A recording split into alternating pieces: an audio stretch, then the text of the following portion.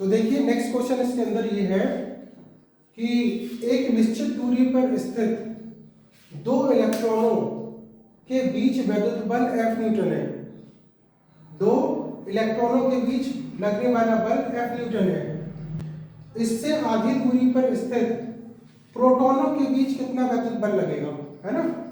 तो ये क्वेश्चन है आपका, इलेक्ट्रॉनों के बीच में जो फोर्स है वो F न्यूटन है और प्रोटॉनों के बीच में बल कितना लगेगा, ये पूछा है आपसे।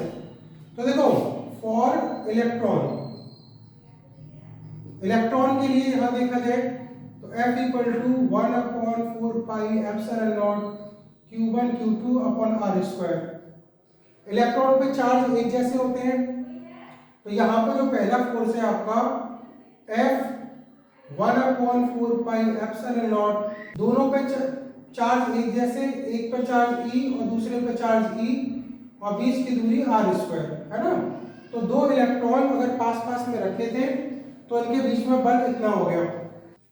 इसी प्रकार अगर प्रोटॉन के लिए वैल्यू ली जाए तो फॉर द प्रोटॉन, है ना, प्रोटॉन के लिए, तो प्रोटॉन के लिए देखो बल क्या हो जाएगा, F2 इक्वल टू, पहले बल तो F लग रहा था, अब F2 equal to 1/4 pi epsilon naught, और प्रोटॉन पर भी सेम चार्ज होता है जितना इलेक्ट्रॉन पर होता है।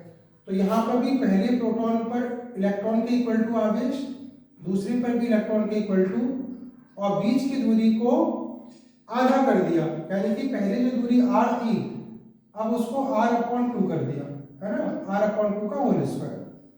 तो यहाँ हो गया हमारा 1/4 pi epsilon naught E into E, यानी कि E square, E into E कर लेते हैं, और ये हो जाएगा R स्क्वायर बाई 4, ठीक है ना। अब देखो ये जो वैल्यू है आपकी, ये जो वैल्यू है, ये वैल्यू पहले वाले बल के इक्वल टू है, यानी कि जो पहला फोर्स आ रहा था उस फोर्स के इक्वल टू ये वैल्यू आ गई, ठीक है ना। तो इसकी जगह पर हम क्या रख सकते हैं, इसकी जगह पर हम पहला जो फोर्स है उसकी वैल्यू को यहाँ रख सकते हैं। तो बाद में जो हमारा फोर्स आया, प्रोटॉनों के बीच में जो बल आया वो आया, इसको हमने रख दिया F इंटू 4, यानी कि जो बाद में जो फोर्स हो जाएगा, अगर दूरी को आधा कर दिया जाए तो ये हो जाएगा 4 टाइम्स ऑफ इनिशियल, पहले वाले बल का 4 गुना बल हो जाएगा। दूरी को आधा करने पर बल कैसा हो जाता है, 4 गुना। तो ये इसका आंसर है। नेक्स्ट देखिए क्वेश्चन, नेक्स्ट क्वेश्चन है आपका, ये पूछा गया इसमें कि एक वैद्युत ध्रुव 10⁵ न्यूटन पर कूलाम वैद्युत क्षेत्र की तीव्रता में 30 डिग्री के कोण पर रखा गया है, ठीक है ना। वैद्युत क्षेत्र की तीव्रता 10⁵, intensity of electric field 10⁵ Newton पर कूलाम, 30 डिग्री के एंगल पर एक इलेक्ट्रिक डाइपोल सिचुएटेड है, ठीक है ना, और उस पर 6 इंटू 10⁻24 न्यूटन इंटू मीटर का बल आघूर्ण लग रहा है, यानी कि इतना इस पर टॉर्क है। तो वैद्युत द्विध्रुव आघूर्ण की गणना करिए, यानी कि इलेक्ट्रिक डाइपोल मोमेंट, इसकी वैल्यू निकालो। तो देखिए इसकी वैल्यू क्या क्या हमको गिवन है, क्या क्या है इसमें। तो इंटेंसिटी ऑफ इलेक्ट्रिक फील्ड, वैद्युत क्षेत्र की तीव्रता 10⁵ न्यूटन पर कूलाम, एंगल है यहाँ 30 डिग्री का, और इसका जो बल आघूर्ण है यानी कि टॉर्क है वो 6 इंटू 10⁻24 न्यूटन इंटू मीटर है।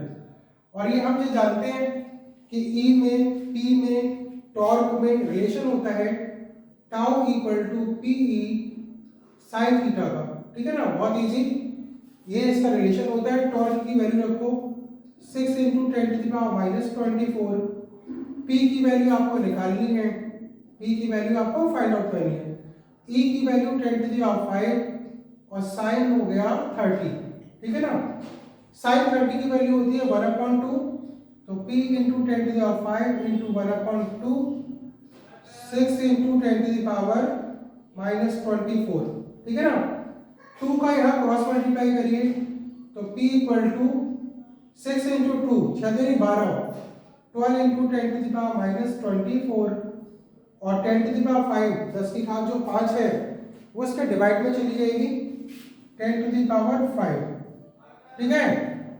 और इसको न्यूमरेटर में ले जाते हैं, ऊपर ले जाते हैं अंश में, तो P होता है हमारा 12 इंटू 10⁻29। तो ये 5 है और ये 5 है, ये ऊपर जाएगा तो माइनस का 5, 24 माइनस 5 29, ठीक है ना। और इसको पॉइंट यहाँ है इसका, और इसको जब सॉल्यूशन करेंगे एक स्टैंडर्ड फॉर्म में चेंज करने के लिए पॉइंट को लेफ्ट में ले जाओ एक संख्या, तो p इक्वल टू 1.2, लेफ्ट में पावर जाएगी तो यहाँ प्लस की बढ़ेगी तो यहाँ हो जाएगा 28, है ना। और p का फॉर्मूला, इसका जो यूनिट होती है, इसका जो मात्रक होता है वो होता है कूलम इंटू मीटर, ठीक है। तो ये हमारा आंसर है p का, वैद्युत विद्युत आघूर्ण का ये मान रहेगा। नेक्स्ट देखिए, नेक्स्ट क्वेश्चन, नेक्स्ट इसके अंदर क्वेश्चन है 500 न्यूटन पर कूलम के वैद्युत क्षेत्र में 10⁻⁻4 सेंटीमीटर त्रिज्या की पानी की एक बूंद, है ना, स्वतंत्र रूप से लटकी हुई है। पानी की जो एक बूंद है जिसकी त्रिज्या 10⁻⁻4 सेंटीमीटर है, ठीक है ना, एक समान वैद्युत क्षेत्र 500 न्यूटन पर कूलम में स्थित है।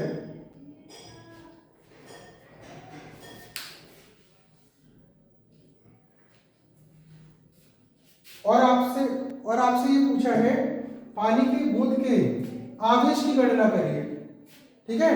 तो आपको पता होना चाहिए कि अगर कोई बूंद, है ना, एक समान वैद्युत क्षेत्र में लटकी है, यानी कि वो बैलेंस कंडीशन में है। अगर ऐसे वाटर ड्रॉप को लटकाएं तो नीचे की साइड तो लगेगा उसका वेट, और अगर इसको चार्ज कर दिया जाए तो प्रतिकर्षण के कारण ऊपर बल लगेगा वैद्युत बल, और संतुलन की अवस्था में जो वैद्युत बल होगा और इसका जो भार होगा वो दोनों एक दूसरे के इक्वल हो जाएंगे, बैलेंस में हो जाएंगे, ठीक है ना। आवेश की वैल्यू आपको निकालनी है चार्ज की, तो Q इक्वल टू हो जाएगा mg अपॉन E की वैल्यू, ठीक है। अब ऐसे हो गया, और हमको देखिए यहाँ पर मास नहीं दे रखा, यानी कि बूंद का द्रव्यमान नहीं दे रखा, कितनी भारी है बूंद ये नहीं दे रखा। तो हम लोग क्या करेंगे इसके अंदर m, तो यहाँ हो जाएगा m इक्वल टू Vd, द्रव्यमान बराबर आयतन गुणा घनत्व, या mass equal to volume into density. और इसका जो वॉल्यूम होता है, जो बूंद होती है वो गोलाकार होती है, और गोले का आयतन होता है 4/3 पाई r क्यूब, ठीक है, d। वैल्यू लगाई यहाँ, तो q की वैल्यू 4/3 पाई r क्यूब d इंटू जी, ठीक है, अपॉन ई। तो यहाँ पे जब इसकी सारे वैल्यू लगाओगे, सारे मान लगाओगे इसके अंदर, तो ई की वैल्यू आपको पता है, ई की वैल्यू दे रखी है 500 न्यूटन पर कूलम, है ना। रेडियस की वैल्यू आपको दे रखी है 10⁻⁻4 सेंटीमीटर, और सेंटीमीटर को मीटर में चेंज करेंगे तो 10⁻⁻6, एक सेंटीमीटर में 10⁻⁻2 मीटर होता है, तो इसको करें तो 10⁻⁻4 इंटू 10⁻2 मीटर, सॉल्व करके 10⁻⁻6, है ना, इतने मीटर। अब देखो 4/3 पाई की वैल्यू 3.14, और यहाँ आपको करना है 4/3 3.14, r क्यूब का मतलब 10⁻⁻6 का होल क्यूब। डेंसिटी, तो यहाँ जल की बूंद है, पानी की बूंद है, वाटर की ड्रॉप है, तो इसकी डेंसिटी होती है 1 इंटू 10⁻3, और ग्रेविटी है यहाँ पे 9.8, ग्रेविटी लगाएंगे, और E की वैल्यू पुट अप करिए 500, और रखने के बाद में इसका जो आंसर है, सॉल्यूशन करने के बाद में इसका आंसर आ जाएगा, ठीक है ना। तो कैलकुलेशन तो आपको ही करनी होगी, ये होगा इसका आंसर। नेक्स्ट देखिए, नेक्स्ट क्वेश्चन आपका ये है कि 0.1 मीटर त्रिज्या का एक गोलीय चालक को कितना आवेश दिया जाए।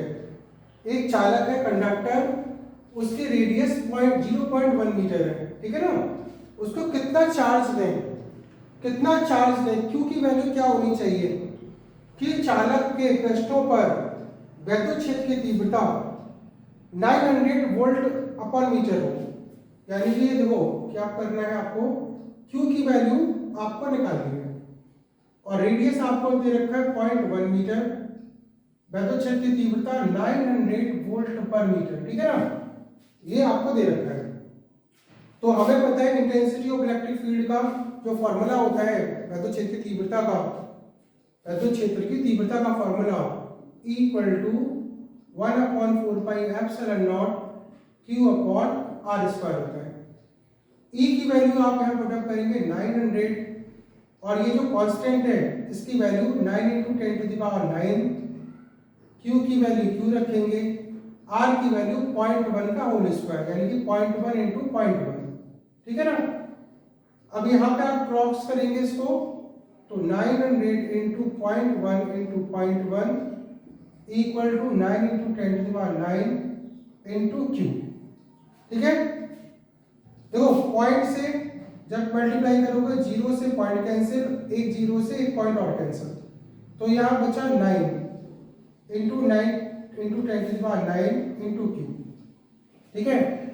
जब इसे आप डिवाइड लगाएंगे इसको 9 × 10⁹ का डिवाइड, तो ये हो गया Q इक्वल टू 9/9 × 10⁹, 9 से 9 कैंसिल और इसे न्यूमरेटर में ले गए, अंश में ले गए तो 10⁻⁹ कूलम, ठीक है। तो कितना कूलम का आवेश होना चाहिए, तो इसका जो आवेश होना चाहिए वो होना चाहिए 10⁻⁹ कूलम का, या फिर हम कह सकते हैं इसको 1 नैनो कूलम, है ना, 1 Nc, 1 नैनो कूलम का इस पर आवेश होना चाहिए जिससे कि वैद्युत क्षेत्र की तीव्रता 900 वोल्ट पर मीटर हो जाए, ठीक है ना।